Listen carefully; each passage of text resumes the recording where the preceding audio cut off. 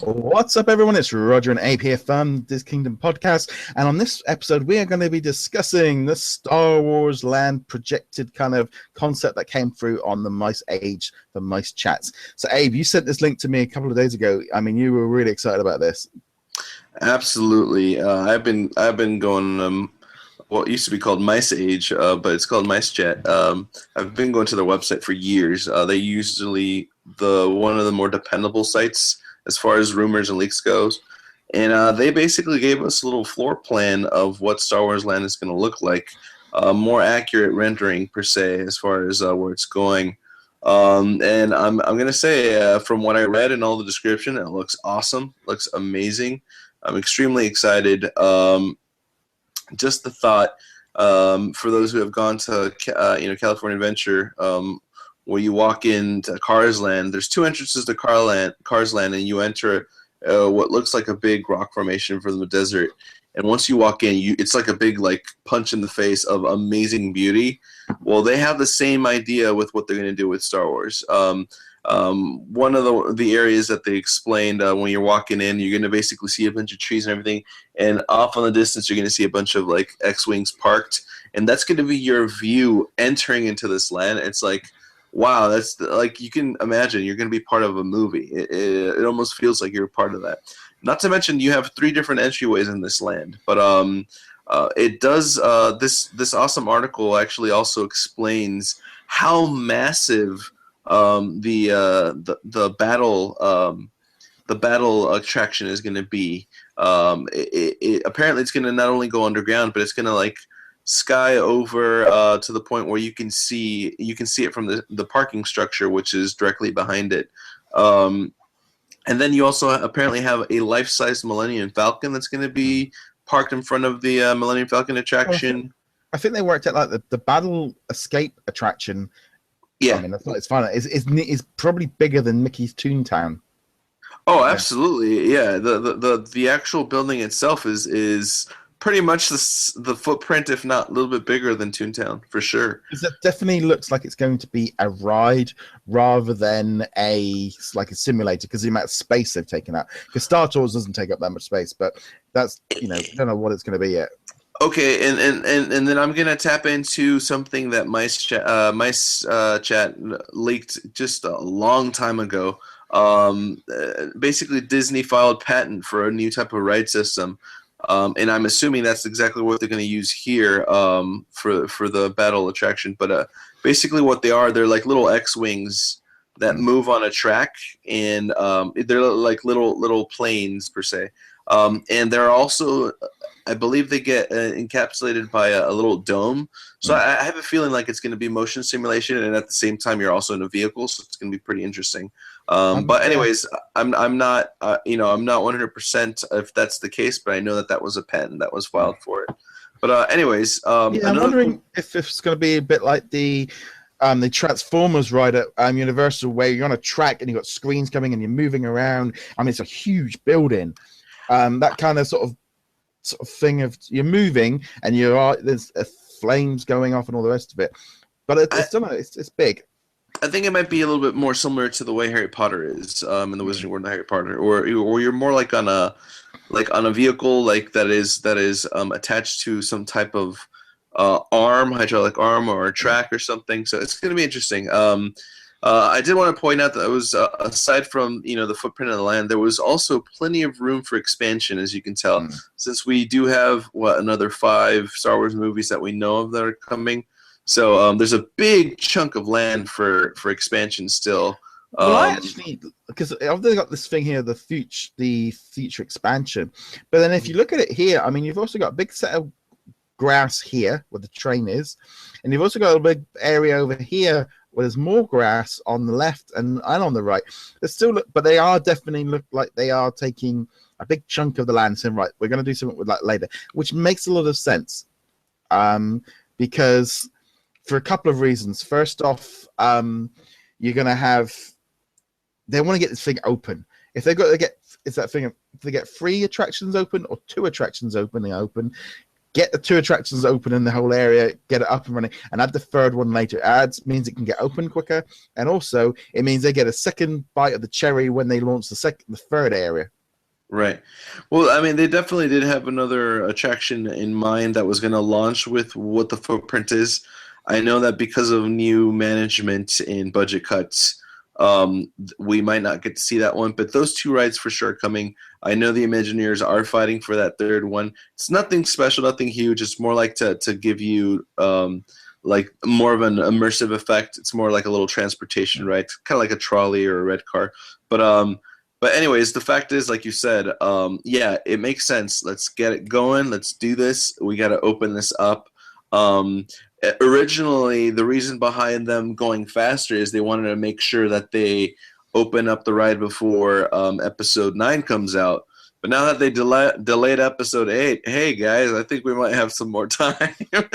Well, I think that's in some ways, I'm going to be honest, it almost feels like they're a little bit late to the party. I mean, I know they've like announced this sort of Star Wars land, but you almost feel like they should, I mean, they've probably been working on this since they brought it, but it feels like they may be missing that opportunity with the movies of tying into it. So, like maybe if they'd done episode 7 this year, it would have given them that little bit more time. But obviously, the movies is different departments. But it would have been in some ways rather cool if could you imagine like now if they were already like a year into development and then suddenly it came out when episode 8 comes out, because I mean still gonna have Rogue One, you're still gonna have probably Boba Fett and Han Solo and some other spin-off ones maybe before episode 9 comes in. Well, and that's what I was going to say. The beauty of Star Wars is, like, what first one came out, 1977? It's still popular to this day. And the fact that you have a Millennium Falcon ride and you have an origin story of Han Solo coming out not that long ago, it's still relevant. I do agree with you. I mean, it does seem like, hey, well, they're barely building it now. We're not going to... We're going to see 4 new movies before we go on this land. But the truth is, you still have Star Tours in the distance that still gets updated. I know recently it got updated with the brand new Force Awakens sequence. Kind of threw off the whole story behind Star Tours, because Star Tours actually has a time frame set between episode 4 and episode 3 and episode 4.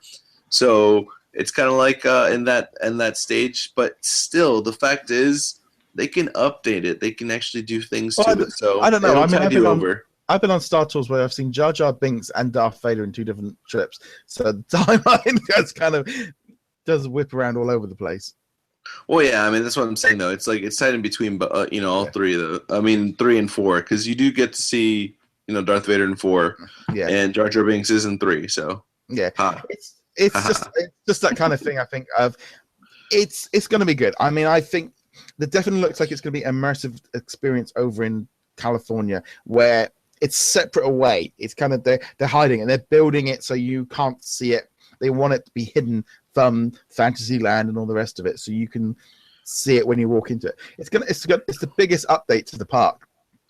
Yeah, no, definitely. And actually adding to that, and this was another article that came out not that long ago. But the way they're actually going to hide Star Wars Land still on the rivers of America is going to be gorgeous. It's going to be beautiful. You're not going to be able to tell that there's something behind it because they're going to have little waterfalls and rock work. It's going to be great just to hide the existing railroad. The cool thing that I noticed also in that footprint is looks like they've added a new storage area they're going to access through these new waterfalls that they're building, which is going to be kind of cool. And again, it's going to hide basically just add another layer of hiding Star Wars land. And it's cool because once you remove that extra chunk of land from the little island in between the rivers of America, you're going to need places to store the Phantasmic floats and stuff. So that's kind of a smart move on their part. It's definitely going to be massive. I gotta be honest. I think I was slightly when I saw the map. I'm like, is that it? Like 2 attractions? I was expecting more. I was maybe expecting some smaller stuff to be tied into it. I mean, 2 huge attractions is going to be great. It's going to be very fully immersive with the shops and the restaurants and all the rest of it. And I could kind of imagine him kind of like odd looking shops and stuff. But I was expecting a lot more little stuff. But they seem to have gone just full on big. Yeah, well, I mean, I still think we're going to get to see a lot more. I'm sure that this is not an official statement. This is MiceChat showing us just from their sources what we're looking at here. And again, I do agree with you. You want to see a few more little things. I want to see some movement in this. I want to see, and that's why I think that little third ride that they're trying to fight for would be an awesome inclusion in this land. But dude, I mean, come on, just imagine walking in, going to the cantina, drinking some blue milk, blue goo, blue goo, whatever you want to call it. I mean, it's going to be interesting. It's going to be fun. Yeah. So I think this is the difference. I think this is going to be the difference where it kicks into like the difference between Hollywood Studios and Disneyland is. I think this is the thing with space. There's a lot less space in Disneyland to do it, so they're having to be a little bit more immersive and all the rest of it. I do think the two big rides are going to be identical in both places, but the overall look is going to look very different in California than it is going to look in Florida because they've got a different setup and they're having to work around different areas. And in Hollywood, they're pretty much just demolishing the whole place to sort of bring it in. Yeah, it's they're basically building a new park over there. So yeah. So no, it's looking good. I mean, it's definitely the Star Wars land. I'm kind of trying to think of like what they're going to call it, because as much as like it's like the stuff with Avatar where everyone goes, it's Pandora or the world of like, no, it's Avatar land. It's just going to be Star Wars land. It's just you know what? It's so funny that you say that, because that's the biggest thing that's been bothering me about this expansion.